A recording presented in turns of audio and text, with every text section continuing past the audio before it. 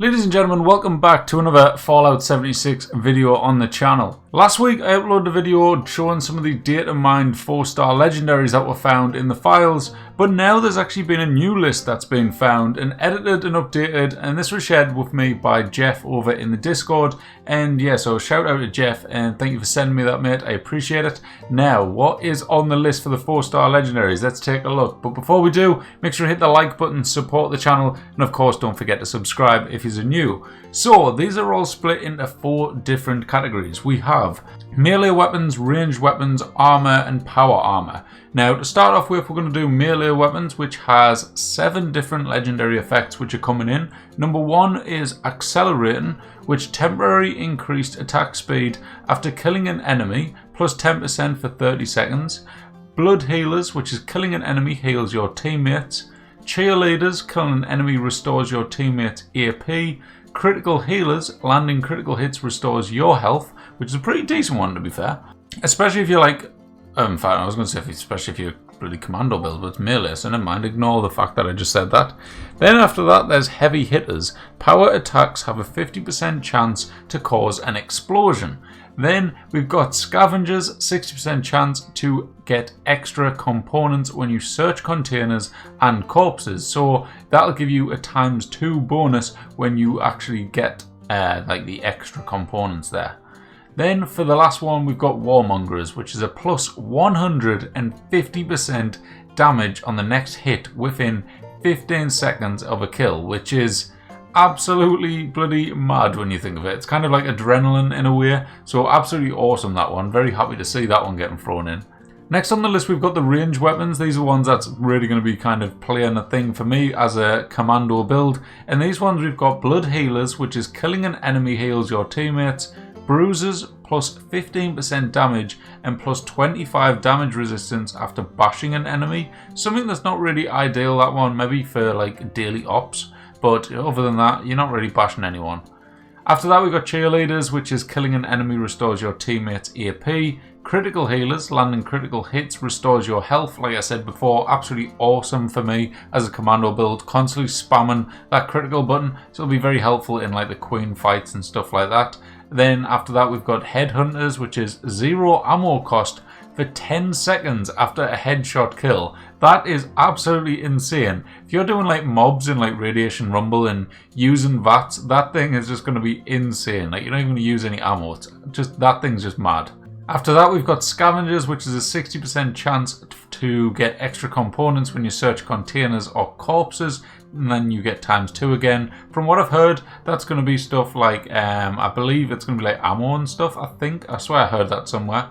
And then finally for the ranged weapons, we've got warmongers, which is again the 150 damage on the next hit within 15 seconds of a kill. So considering the last video, I was kind of like, oh, these are a bit rubbish, these 4 stars. Looking at them now in their actual individual kind of groups and stuff, there is a couple in there which really are kind of exciting. We've got obviously the critical healers where it restores your health. We've got the ammo one, which is the headhunters, which is 0 ammo cost for 10 seconds after a headshot kill. That thing's going to be really, really good for me. Can't wait to use that on a commando build. And then on top of that, you've got warmongers, which is plus 150 damage on the next hit within 15 seconds of a kill. So that thing's going to be absolutely mad, to be fair. Imagine that stacked with like instigating. That could get seriously insane. Then going on to the next category, which will be armor. Now for armor, we've got I think 9 different ones, and to be fair, they are the same, I believe, for armor and power armor. We've got collectors, daredevil, elemental, elusive, innovating, which is on both. Then we've got guardians on both, haulers on both, invigorating on both, and persistent. So it's all the same for armor and power armor. And basically going through them, collectors, you get magazine and bobblehead effects last longer. Daredevils, you get reduces AP cost for sprinting by 10% while in combat. Better for a melee build, that really, so you could start out with some of the melee weapon ones. Elemental, we've got every 5 minutes you get an added 20 resistance for a random element. That confuses me. So every 5 minutes, when does it stop though? It's just constantly getting tougher and tougher every single 5 minutes, or is it every 5 minutes it changes? Need a little bit more information on that one, I think. After that, we've got Elusive, increases your jump height, reduces sprint AP, and replenishes some AP when you're at low health. So pretty saucy one there for a bloodied build. But apart from that, you know, we've already got marsupials, already jump high, and it depends on your build really for the reduced sprint. Then after that, we've got that Enervating one, which reduces nearby enemy resistances, -10 elemental resistances there. Guardians, we've got increased nearby allies' elemental resistances by 10. Haulers, +10 carry weight.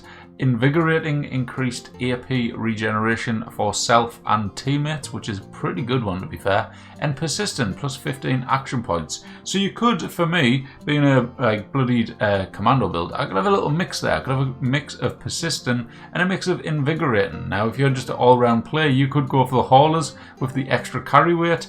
Yeah, so pretty solid ones to be fair. Like, I'm not going to complain at them. There is a couple we could really use on our armor. Like, increased AP sounds awesome. Like, that on top of increased AP refresh on an armor piece anyways, would be really good. And then, of course, the Persistent with extra action points, which is really good as well. So that's all the 4-star legendaries up to date now. I think there's around, I don't know how many there's to be fair. There's like 7 for melee, 7 for ranged, and then 9 for armor and power armor. So there's probably over 20 now if you count them all up. But there we go, guys. Hope you all enjoyed. I wanted to clear this up because there was a couple of people asking which legendary effects apply to which group, i.e. melee, ranged, or armor. So this just covers it all up there. So there we go. Hope you all enjoyed. If you did, hit the like button and subscribe. I'll catch you in the next one. Bye bye.